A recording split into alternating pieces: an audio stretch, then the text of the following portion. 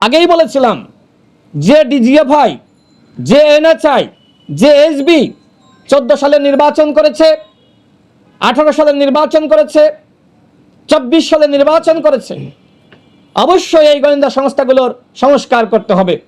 কিন্তু আপনারা কি সাংবাদিক ভাইয়েরা এখনো পর্যন্ত শুনেছেন কোনো গোয়েন্দা কর্মকর্তার বিরুদ্ধে ব্যবস্থা গ্রহণ করা হয়েছে? হয়তো হাতে গোনা 2-1 জন, কিন্তু অধিকাংশ ওই হাসিনার আমলের, হাসিনাকে তুষ্টকারী গোয়েন্দা সংস্থার কর্মকর্তারা এখনো পর্যন্ত স্বপদে বহাল রয়েছে।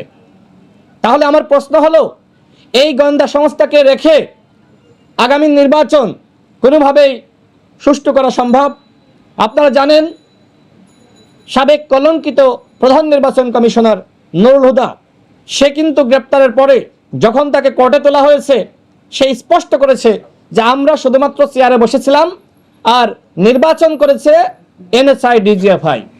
তো এই এনএসআই এবং ডিজিএফআই যদি কোনো সংস্কার না করা হয়, তাহলে কিসের সারা নির্বাচন আর কিসের সুষ্ঠু নির্বাচন?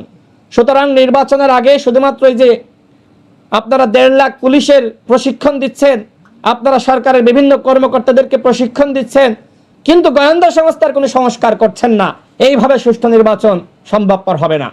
যে কারণে আমাদের দলের পক্ষ থেকে আমরা দাবি জানাচ্ছি, নির্বাচনের আগে অবশ্যই এই 3টা গোয়েন্দা সংস্থার সংস্কার করতে হবে। যারা 14 সালের একতরফা নির্বাচন, 18 সালের নিশিরাতের নির্বাচন, 24 সালের দামি নির্বাচনের সাথে জড়িত ছিল, ওই সকল ডিসি, এসপি, ইউনো, গোয়েন্দা সংস্থার কর্মকর্তা এবং নির্বাচন কমিশনের কর্মকর্তাদেরকে অবশ্যই শাস্তির আওতায় আনতে হবে এবং তাদেরকে চাকরিচ্যুত করতে হবে। অন্যথায় ওই আওয়ামী আমলের কর্মকর্তাদেরকে স্বপদে বহাল রেখে কোনোভাবেই ইতিহাসের সেরা নির্বাচন জাতিকে উপহার দেওয়া যাবে না।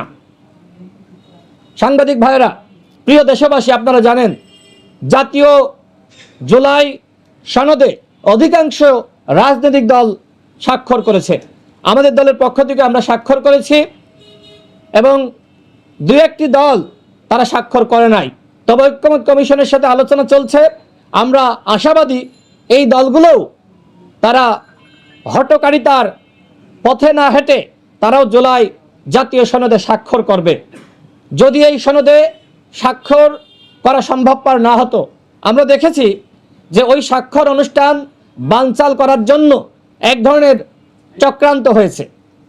সেখানে নাম দেওয়া হয়েছে যে জুলাই যোদ্ধারা, তারা চায় জুলাই জাতীয় সনদের আইনগত ভিত্তি।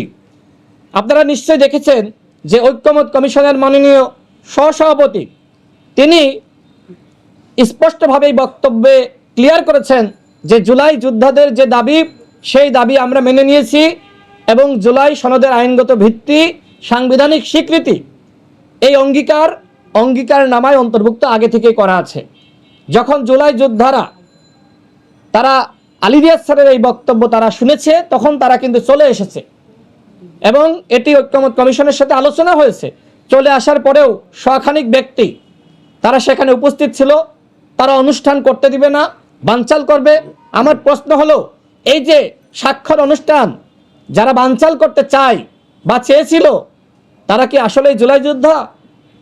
সেটি নিয়ে কিন্তু ইতিমধ্যে প্রশ্ন তৈরি হয়েছে। হ্যাঁ, জুলাই যোদ্ধা তারা যাদের সাথে ঐক্যমত্য কমিশনের আলোচনা হয়েছে, আমাদের আলোচনা হয়েছে এবং তারা যখন বিষয়টি নিয়ে ক্লিয়ার হয়েছে যে আইনগত ভিত্তি এবং সাংবিধানিক স্বীকৃতি দেওয়া হচ্ছে, এরপরে সেই প্রকৃত জুলাই যোদ্ধারা সেখান থেকে প্রস্থান করেছে এবং পরবর্তীতে যারা শখানেক সেখানে ছিল, আমি নিজে দেখেছি তারা আর্মির দিকে বোতল ছুড়ছে এবং তারা পুলিশের গাড়িতে আগুন দিয়েছে। তো জুলাই যোদ্ধারা তো এইভাবে পরিবেশ ঘোলাটে করে তাদের দাবি আদায় করতে চায় না। আমি সরকারকে বলবো, কারা এই ধরনের জাতীয় অনুষ্ঠান বানচাল করার চক্রান্তে লিপ্ত ছিল, যদি কোনো দলের ইন্ধন থেকেও থাকে, আপনারা সেটি তদন্ত করে জাতির সামনে উত্থাপন করেন। আমাদের ভিন্ন মত থাকতেই পারে, কোনো দল যদি মনে করে যে আমি স্বাক্ষর করব না, করতেই পারে, এই গণতান্ত্রিক অধিকার তার আছে, কিন্তু অনুষ্ঠান বানচাল করার অধিকার কারণ নাই। সুতরাং কারা এই স্বাক্ষর অনুষ্ঠান বানচাল করার জন্য এই ধরনের চক্রান্তে লিপ্ত হয়েছিল, অবশ্যই তদন্ত সাপেক্ষে সেই বিষয়গুলো জাতির সামনে হাজির করতে হবে। আমরা মনে করি প্রকৃত জুলাই যোদ্ধারা কোনোভাবেই এই অনুষ্ঠান বানচাল হোক তারা সেটি চায়নি, এবং তারা ওই অনুষ্ঠান বানচাল করার জন্য সেখানে যায়নি। বরং আমরা মনে করি একটি চক্র যারা মনে করে নির্বাচন বানচাল করা দরকার, তারা এই ধরনের বিভিন্ন জায়গায় মব সৃষ্টি করছে। আমাদের দল গণ অধিকার পরিষদ আমরা শুরু থেকে মবের বিরুদ্ধে। আমরা অন্য দলগুলোকেও আহ্বান জানাই, আসুন আমরা সবাই মিলে এই মবের বিরুদ্ধে অবস্থান নেই। প্রিয় সাংবাদিক ভাইরা, এখন নির্বাচন সামনে রেখে আমরা দেখছি যে বিভিন্ন জায়গায় অগ্নিসংযোগ। আমরা আমাদের দলের পক্ষ থেকে ঠিক এই জায়গায় প্রেস ব্রিফিং করে আমি অসংখ্যবার বলেছি যে নির্বাচন যত ঘনিয়ে আসবে ওই পতিত স্বৈরাচারের দোসররা যারা এখনো পর্যন্ত সচিবালয়ে রয়েছে, পুলিশে রয়েছে, বিভিন্ন গোয়েন্দা সংস্থা রয়েছে, বাহিনীতে রয়েছে, ওই হাসিনার দোসররা কিন্তু নির্বাচন ঘনিয়ে আসার সাথে সাথে নির্বাচন বানচাল করার জন্য তারা এই অগ্নিসংযোগের খেলায় লিপ্ত হবে। এবং এর ধারাবাহিকতা আমরা দেখলাম যে মিরপুরে অগ্নিসংযোগ, বিমানবন্দরে অগ্নিসংযোগ। আমার প্রশ্ন হলো কেন 26 ঘন্টা লাগলো? কেন ফায়ার সার্ভিসকে যত সময়ে সেখানে ঢুকতে দেওয়া হলো না? এই যে হাজার হাজার কোটি টাকা ক্ষতি হলো, এর মাধ্যমে কি রাষ্ট্র উপকৃত হয়েছে? আমি মনে করি বিমানবন্দরে যে ধরনের ঘটনা ঘটেছে এটি ষড়যন্ত্রের অংশ। পতিত স্বৈরাচারের দোসররা রাষ্ট্রকে আনস্টেবল করার জন্য এই ধরনের চক্রান্তে লিপ্ত হয়েছে। চট্টগ্রামে আগুন লাগছে, এদিকে দেশের বিভিন্ন জায়গায় ধারাবাহিক আগুন, এগুলো ষড়যন্ত্রের অংশ। সুতরাং সরকারকে বলবো এই পতিত স্বৈরাচারের দোসরদেরকে চিহ্নিত করুন। একের পর এক আগুনের ঘটনা, এইগুলো কোনো স্বাভাবিক ঘটনা নয়। আমরা এটিও শুনেছি নির্বাচন যত ঘনিয়ে আসবে আওয়ামী লীগ বিভিন্ন প্রার্থীদেরকে হত্যা করার বা তাদের উপর হামলা করার চক্রান্তে লিপ্ত হবে। আওয়ামী লীগ নির্বাচন যত ঘনিয়ে আসবে গুপ্ত হত্যায় লিপ্ত হবে। সুতরাং এই আওয়ামী লীগকে নির্মূল করতে হবে। সাংবাদিক ভাইয়েরা, আপনারা দেখেছেন যে যারা 24 সালের দামি নির্বাচনে অংশ নিয়েছে, যারা হাসিনাকে স্বৈরাচার বানিয়েছে, তারাও নাকি আগামী নির্বাচনে অংশগ্রহণ করতে চালু করবো। প্রিয় সাংবাদিক ভাইয়েরা, আপনাদের সকলকে গণ অধিকার পরিষদের পক্ষ থেকে শুভেচ্ছা। আজকের এই জরুরি সংবাদ সম্মেলনে লিখিত বক্তব্য গণ অধিকার পরিষদের সিনিয়র যুগ্ম সাধারণ সম্পাদক হাসান আল মামুন পাঠ করেছেন। আমরা এর আগেও বিভিন্ন সময়ে সাংবাদিক সম্মেলন করে সরকারের কাছে আমাদের বক্তব্য পেশ করেছি। আপনারা জানেন জাতীয় ঐক্যমত্য কমিশন দীর্ঘ 9 মাস রাজনৈতিক দলগুলোর সাথে বৈঠক করেছে। এই বৈঠকের বাইরেও তারা অনানুষ্ঠানিক আলোচনা করেছে। বিভিন্ন দলের সাথে তারা বিভিন্ন বিষয়ে ঐক্যমতে দলগুলোকে নিয়ে আসার জন্য আলোচনা করেছে এবং সেগুলো গণমাধ্যমে বিভিন্ন সময় এসেছে। কখনো বিএনপির সাথে ঐক্যমত কমিশন আলাদাভাবে বৈঠক করেছে, কখনো জামাতের সাথে, কখনো এনসিপির সাথে, কখনো বা আমাদের সাথে বা অন্য দলগুলোর সাথে।